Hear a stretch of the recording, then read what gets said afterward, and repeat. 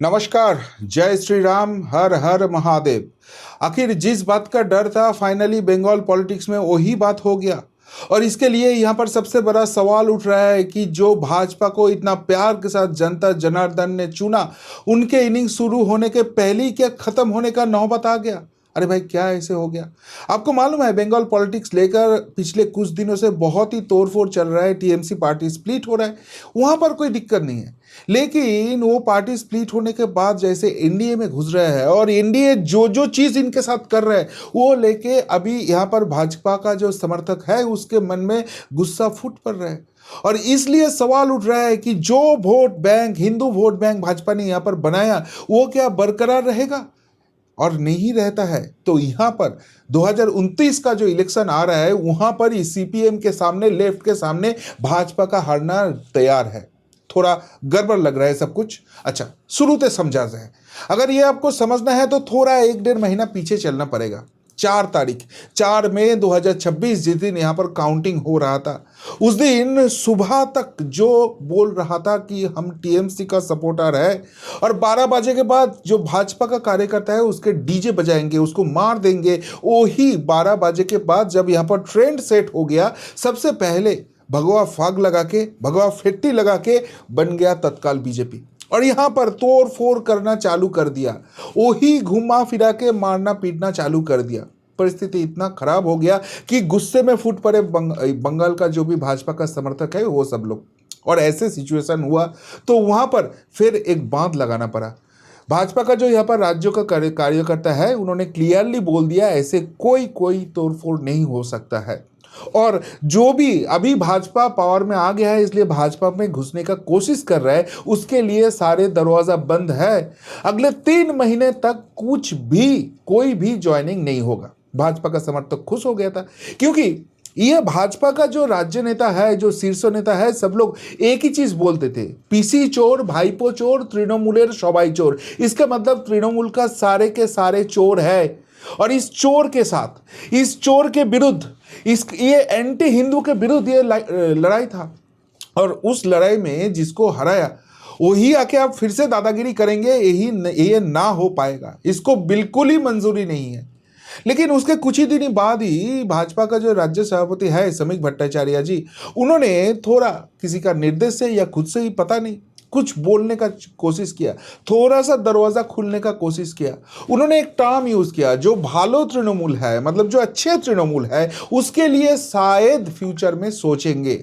फिर गुस्से में टूट पड़े भाजपा का समर्थक, क्लियरली बोला अगर कोई अच्छे है तो तृणमूल नहीं हो सकता है, अगर तृणमूल है तो वो अच्छे नहीं हो सकता है। ये अच्छे तृणमूल का कोई कॉन्सेप्ट ही नहीं हो सकता है। अगर आप दरवाजा ओपन करोगे तो ये एंटी हिंदू, ये चरम करप्टेड जो नेता है टीएमसी का, उसका एंट्री हो जाएगा। और जिसका परिवर्तन हम मांग रहे थे वो नहीं होगा, ये फिर से पूरा सिस्टम को करप्ट कर देगा, ये एकदम खराब हो जाएगा। सो कोई एंट्री नहीं होगा। और ये सब कुछ सुनने के बाद, समझने के बाद भाजपा का कार्यकर्ता समझ गया कि यहाँ का लोगों का, यहाँ का जनता का क्या मूड चल रहा है। तो ज्वाइनिंग बर्निंग सब कुछ स्टॉप हो गया। ये अच्छे तृणमूल कॉन्सेप्ट वो चला गया, सब कुछ ठीक चल रहा था। तब टीएमसी का स्प्लिटिंग चालू हुआ। और टीएमसी का जब विधानसभा में स्प्लिटिंग हो रहा था, लोग इतना कुछ इंटरेस्ट नहीं दिखाया। हाँ भाई, उसके अपने अंदर झगड़ा चल रहा है, वो अलग सा पार्ट बना रहा है, कुछ भी हो रहा है, उसमें डायरेक्टली बीजेपी का कुछ लेना देना नहीं है, चलो कोई प्रॉब्लम नहीं है। लेकिन इसके बाद प्रॉब्लम चालू होता है जब भाजपा के साथ कुछ डीलिंग चालू होता है टीएमसी एमपी का। ये सुनने को मिलता है 20, 22, 23 एमपीज जो है वो एक अलग सा ब्लॉक बनाएंगे और वो एनडीए में शामिल होंगे। फिर से उसके लिए प्रतिवाद यहां पर चालू हो गया। लोग क्लियरली बोल दिया कि भाई, अगर आप बोलते हो यहां पर तृणमूल का सब चोर है, तृणमूल के लिए पूरा दरवाजा बंद है, तो आप ऐसा क्या हो गया कि इनको आप पार्टी में ले रहे हो? तो तब भाजपा का जो सीनियर कार्यकर्ता है, जो सेंट्रल लीडरशिप है, एक बात क्लियर कर दिया कि देखो भाई, सामने मानसून सेशन आ रहा है, वहां पर बहुत सारे इंपॉर्टेंट बिल्स है जिसको हमको पास कराना है, और उसके लिए हमको 2/3 मेजोरिटी चाहिए।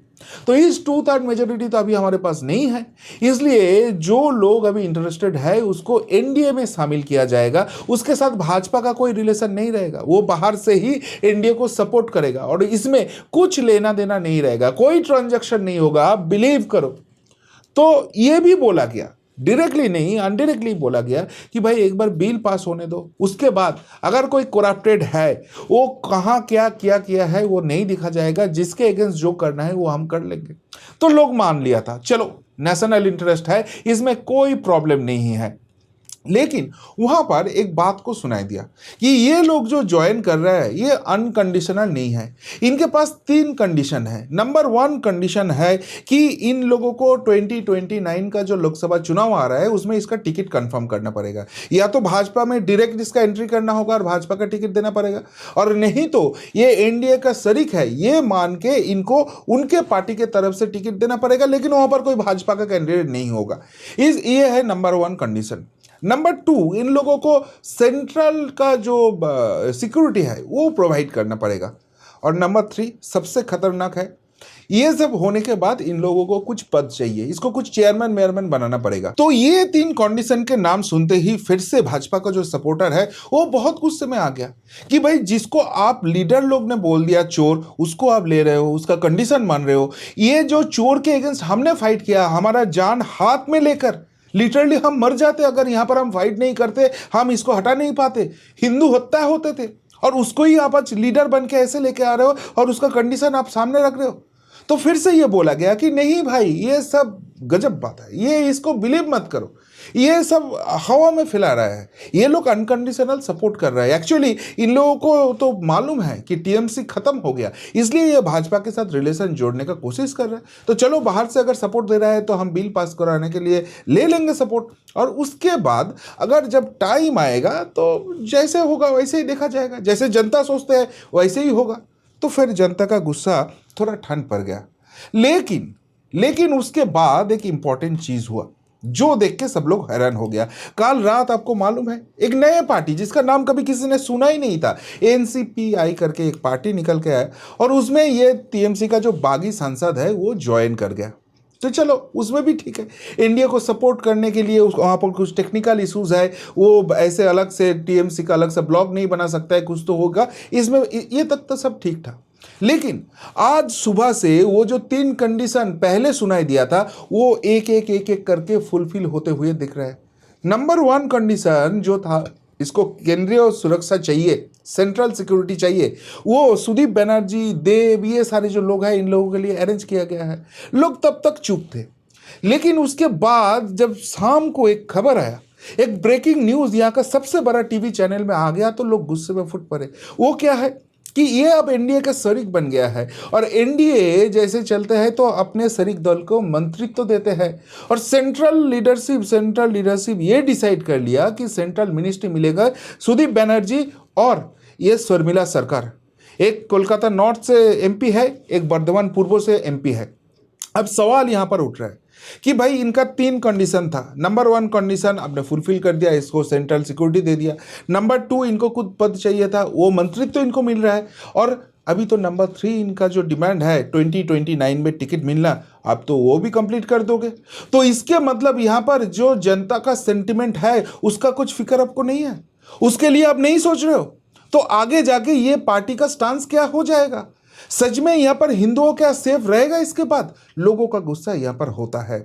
हालांकि ये 2029 वाला बात अभी तो देर है, लेकिन लोग ये बोल रहे हैं कि अभी आप 1 महीना भी नहीं हुआ है जिसके अगेंस्ट आपका कार्यकर्ता, आपका सपोर्टर, आपका जो वोटर है इतना फाइट किया, अपना जान को जोखिम में रख दिया, अब उनके बात आप नहीं मान रहे हो, आपका पॉलिटिक्स आप देख रहे हो, तो 2029 जब आएगा तब कैसे हम विश्वास करें कि आप ये जनता जनार्दन का बात मानेंगे, आपका पॉलिटिक्स का नहीं सोचेंगे। ये बात चालू हो गया। और यहां पर और भी एक सवाल उठ रहा है, अगर 2019 का रिजल्ट देखा जाए तो वेस्ट बंगाल से 18 भाजपा का एमपीज था, लेकिन वहां पर मिला तो प्रतिमंत्री मिला, राष्ट्र मंत्री मिला, कोई पूर्ण मंत्री नहीं मिला था। उसके बाद 2024 वहां पर 12 एमपी मिला, वहां पर भी आप राष्ट्र मंत्री कर रहे हो, कोई पूर्ण मंत्री नहीं दे रहे हो। और यहां पर जो 2 दिन पहले तक आपका एनिमी शिविर में था, यहां पर हिंदू हत्यारा माना जाता था जिसको, उसको आप लेके आके इमीडिएटली मिनिस्टर दे रहे हो। उसमें भी से एक है शर्मिला सरकार जो फर्स्ट टाइम का एमपी है, तो उसको आप दे सकते हो, और आपका खुद का जो एमपी है उसको आप नहीं दे रहे हो।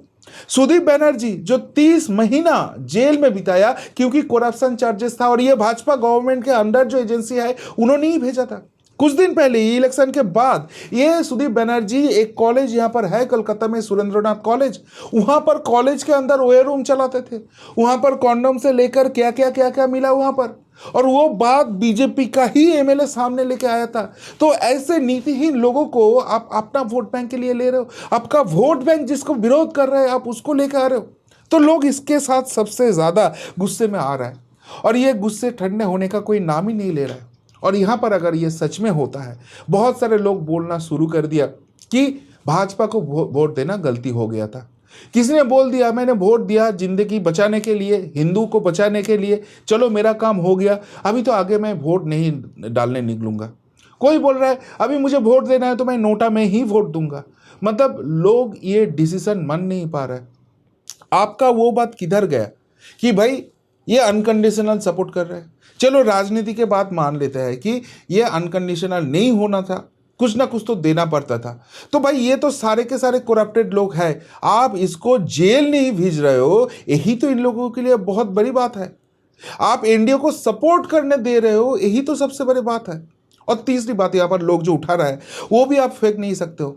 लोग बोल रहे हैं नरेंद्र मोदी जी ने एक बिल नहीं आया था, कौन सा बिल है?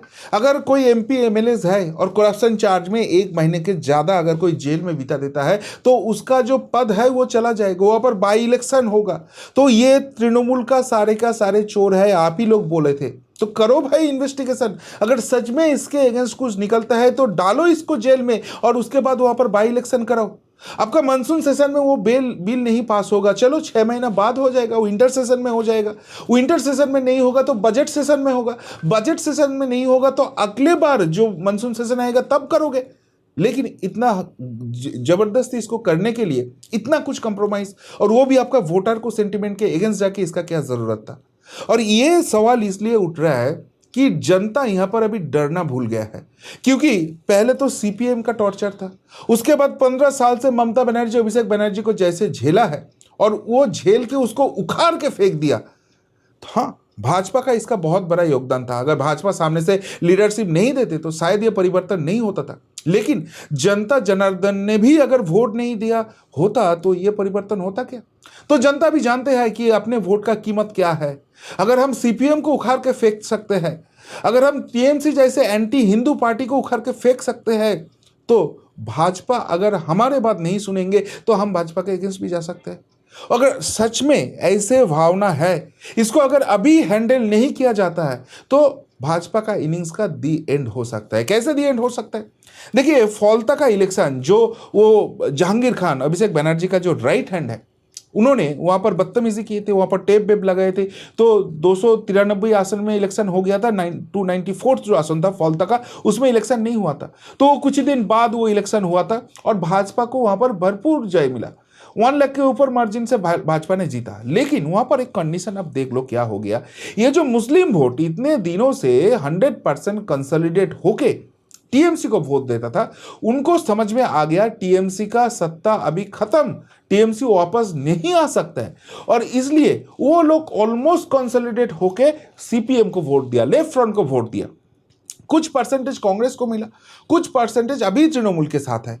लेकिन देखिए, ये उतना बड़ा मैंडेट देने के बाद पहला इलेक्शन था, तो ये जो मुस्लिम है इसके अंदर वो पूरा कोऑर्डिनेशन नहीं हुआ, तो थोड़ा कुछ बचा खुचा अभी कांग्रेस और तृणमूल की तरफ गया। लेकिन अगले दिन क्या होगा? अगले दिन इनका जो मोटिव है वो एकदम क्लियर हो जाएगा, ये पूरा कंसोलिडेट 100% होगा और वो लेफ्ट के बक्स में जाएगा। और यहाँ पर भाजपा का जो कोर वोटर है, जो हिंदू वोटर है, वो इस डिसीजन के कारण गुस्से में आ गया है और वहां से कम 8 से 10% जो है वो भाजपा को और वोट नहीं देने का वादा कर रहे हैं।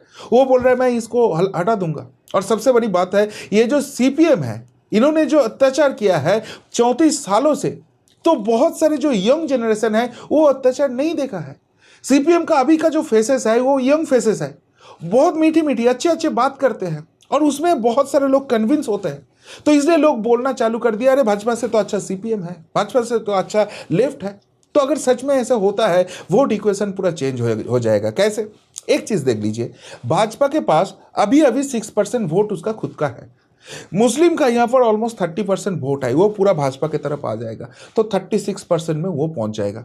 और भाजपा का जो कोर वोटर है 8 to 10% हिंदू वोट है, वो अभी भाजपा के ऊपर गुस्से में है। वो बोल रहा है मैं लेफ्ट को वोट कर दूंगा या नोटा में वोट कर दूंगा। चलो गलती से ये लोग अगर लेफ्ट को वोट कर देते हैं तो उसके पास 36% है, अगर 8 to 10% आता है तो वो 44 to 46% में पहुंच जाएगा।